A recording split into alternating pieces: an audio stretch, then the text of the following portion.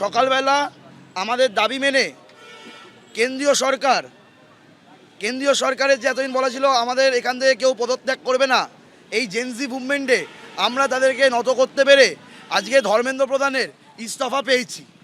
এবং এছাড়া আমাদের যে দাবিগুলো ছিল সেই দাবিগুলো আংশিকভাবে মানা হলেও আমরা এই আন্দোলনকে আপাতত কলকাতার বুকে কিছুদিনের জন্য স্থগিত করছি এবং আমাদের পরের মুভমেন্ট আমরা খুব শিগগিরই জানিয়ে দেব। প্রশাসনকে মেল করে জানিয়ে দিয়েছিলাম যে আমরা এই মুভমেন্টকে, এই মিছিলকে ওনাদের পারমিশন পাইনি বলে আমরা এই মিছিল করছি না।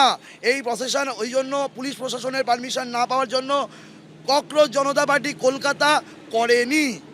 এবং এই আমরা পুলিশ প্রশাসনের কাছে অনুরোধ করছি,